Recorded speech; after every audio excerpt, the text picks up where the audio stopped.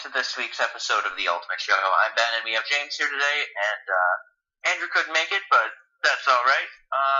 Packed action in the last week of the AUDL regular season, and, a few more things have been decided since we last talked, so what does the playoff outlook look like in the South, James? All right, guys, so unfortunately, there are no games in the South this weekend, so the playoffs in the South are also decided, the seedings and everything. Raleigh at 13-1 has not only the first seed in the South, but the first seed in the entire ADL playoffs, given they make the championship weekend. And they managed that with a plus 67 point differential, which I think is among like the top 5 highest in the league, right, Ben? Somewhere around there? Yeah, most likely. Okay. And then the Dallas Roughnecks at 11-3 have a plus 70 point differential. So they lost 3 more this season than last season, but they're still going to the South Division playoffs. And with a plus 70 point differential, obviously their offense and their defense gets things working, but the Jacksonville Cannons at 10-4 and a 30 point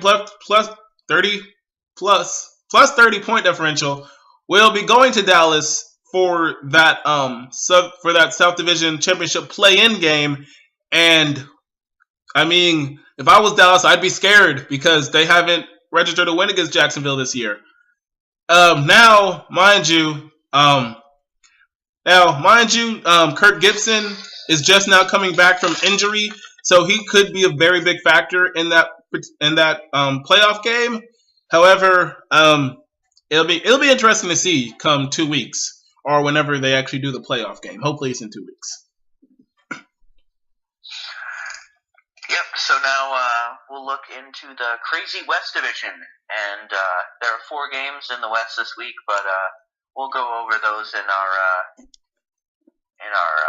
week preview. For the Western Division, the San Francisco Flamethrowers are 8-4 with a plus 39 goal differential. San Jose Spiders are also 8-4, but with a plus 6 goal differential. Los Angeles Aviators are 8-5 with a plus 13 goal differential, and the Seattle Cascades are 7-6 with a plus 29 goal differential. Now, James and I were talking about this earlier, and it appears that the only team to have clinched a playoff spot is the LA Aviators, even though they have one more loss than San Jose and San Francisco, but San Francisco and San Jose play doubleheaders this week.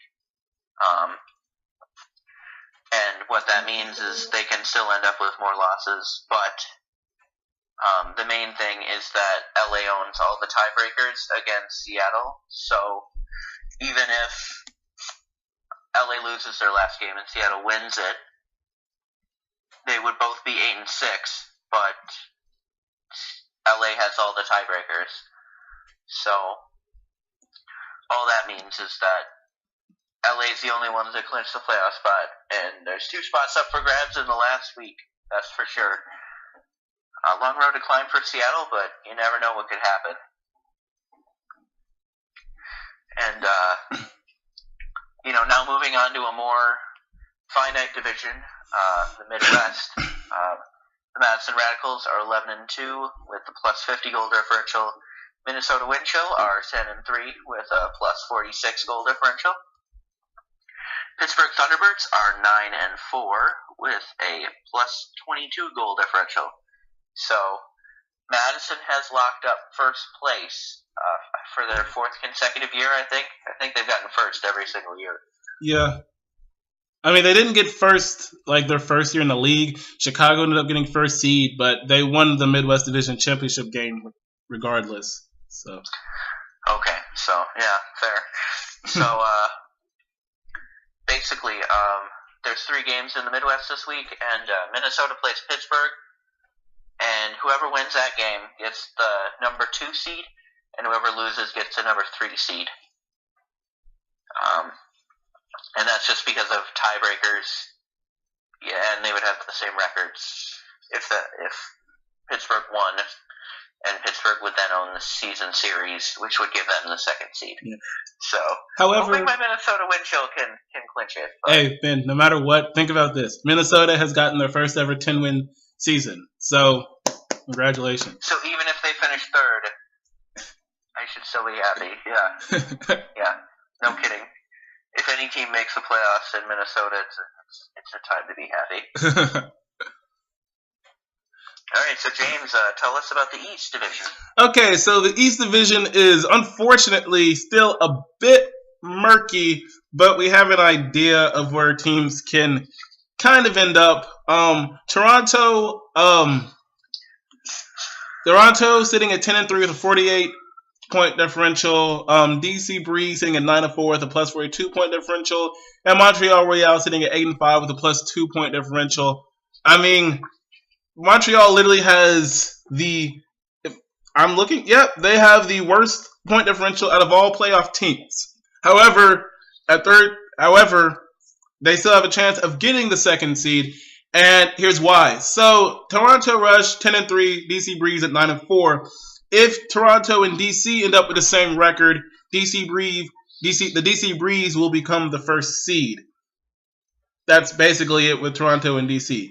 If Montreal and DC end up with the same record, Montreal moves ahead of DC. So DC literally has a chance of finishing first, second, or third this week. They're the only team actually that can do that this week in the East anyways. I think the West is the only other division that has a possibility of that happening with another. That has a possibility of finishing in all three spots.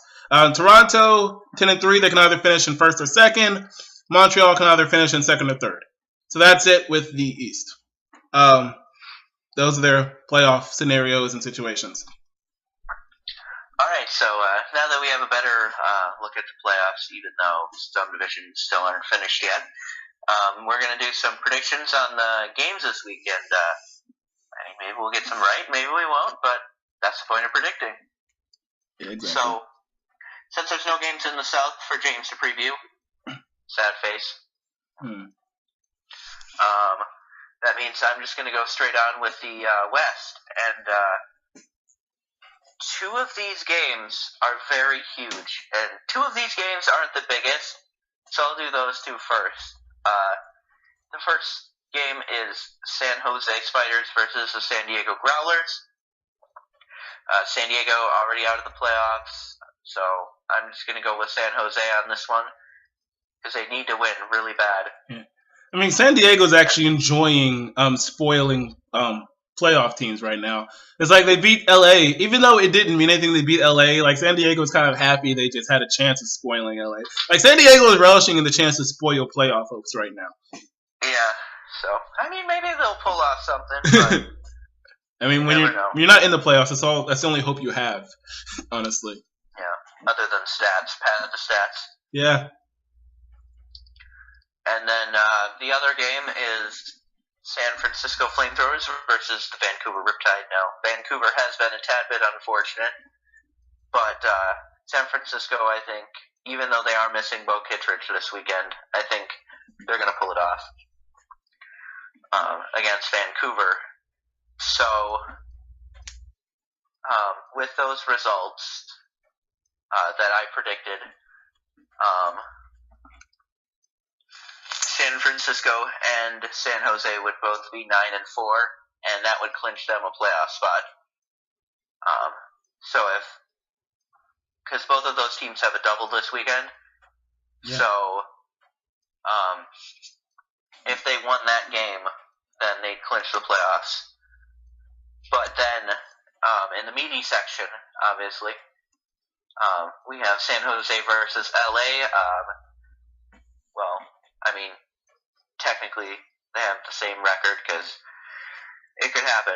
And either of these teams could get the first seed if they win. And actually looking at this, there could be a chance that 3 teams finish 9-5. Oh, no. I know. I mean, oh, no. I think San Francisco, wait, no. Yeah, they own the season series with all those teams. So, because they have San Jose in head-to-head point differential, and LA in head-to-head game. So if that was to happen, San Francisco would just have the first seed regardless. Yeah, that's still weird though. Everybody finishing 9-5. Yeah. And I don't know who I want to pick on this one. I actually kind of want to pick LA, just because I haven't given them enough love this season, and this is my last week to do it. So. And then in the other game, San Francisco Flamethrowers versus Seattle. I mean, Seattle's on the outside looking in. They don't control their own destiny. They need other teams to lose. Primarily San Diego and Vancouver. Yeah, they're really hoping for that. But, I mean, San Francisco's on a double, so you never know.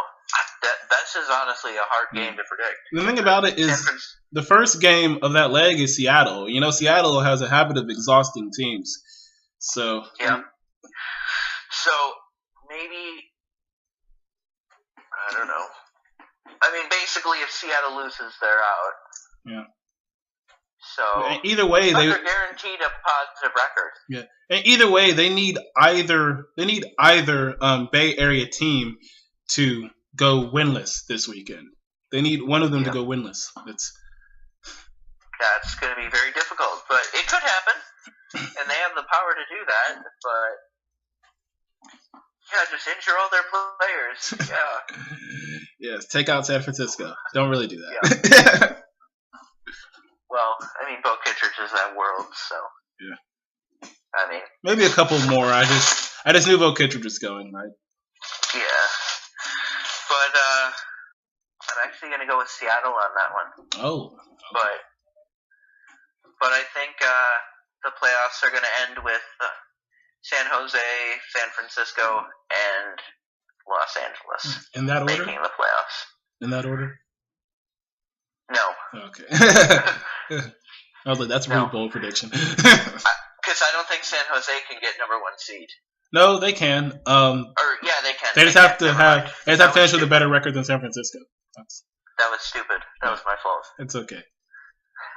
Now, San Jose can finish in second, first, or third seed too, because LA owns the season series against San Jose. Yeah. So now moving on to the Midwest Division, only 3 games, and in this division it's a lot more simple. We have Indianapolis versus Chicago. I think that's an Indy win because Indy put up a great fight against Minnesota last week. Yes. That was a great game. Then on the same day, Pittsburgh is at Minnesota. Now, both of these teams are going to be missing about 4 players for Worlds, and pretty hard to know what they're going to do but Minnesota is always very good at home. They're not as great away, but they're definitely good at home. And whoever wins that game gets the number 2 seed, and whoever loses, it's the number 3 seed. So big implications on the line because they'll have a home playoff game or they won't have a home playoff game. Yes. And in the playoffs, home field advantage can mean a lot. I know. Especially because Minnesota is actually good at home. Yes. I mean, think about the NFL for a second. Like, teams love to be division champions and host. That's true. Even though Minnesota has Blair Walsh. Had Blair Walsh. Okay. Back to Ultimate. I had to. No, you didn't. I think I just felt the tear roll down my cheek. And the last game of the week in the Midwest is the Indianapolis Alley Cats versus the Madison Radicals, which I think Madison will take care of them to finish 12-2 for the season. And, I mean, that's a very good record. I mean, nobody in the West can get that, and I don't think anybody in the East can get that either. Nope, honestly. So, very respectable. Actually, they'd have the second best record. So if they make it to championship weekend, they'd be the number 2 seed. I mean, given that Raleigh makes it championship weekend in the same. Yeah. So now let's move on to the East for you then, James. So the East, 4 games in the East. One of them being the AUDL game of the week, even though it's not as relevant as it would have been probably a couple of weeks ago. Honestly, I think the AUDL game of the week should be the Pittsburgh and Minnesota game, or even the Seattle and San Francisco game. But I mean, I don't think Minnesota's had a game of the week. Yeah. How do you think I feel in Nashville? We haven't had any. We don't need any though. We don't deserve any. Yeah. Anyways, first game being DC at Philadelphia. DC is just trying to. If DC wins this, they'll at least clinch second seed and have a chance of getting the first seed. Given Toronto loses to New York, I'm picking a DC win over Philadelphia. Philadelphia is actually past a lot of expectations this season. I think they're finishing. They're 4-9 right now, so they'll at least finish 4-10. I mean, for some of you guys, it's like, what the heck? But for them, I mean, for a team that went 1-13 2 seasons ago and 0-14 last year, I mean, this is kind of big for them. You know, this just has better towards the future, and they've actually have their first winning streak since 2013 with a 2-game winning streak. So clap it up for Philadelphia. But that ends when DC beats you guys. I'm sorry. And then New York and Ottawa, not really much on the line in this game. Kind of just, I mean, if there was a draft in the AUDL, I mean, well, Ottawa still wouldn't be guaranteed final draft pick. That would be, I mean, the first draft pick, that would be Nashville. Dang. So, hey. Wouldn't that be nice? I know, if we had an AUDL draft. AUDL draft. Hey, make it happen, AUDL. Anyways. Maybe. Huh? Maybe eventually. Yes. I don't know who we draft, though. But anyways. So I say New York over Ottawa just to have a chance of finishing at 500. Look towards next season. Ottawa at Montreal. Obviously, Montreal wants to win this game.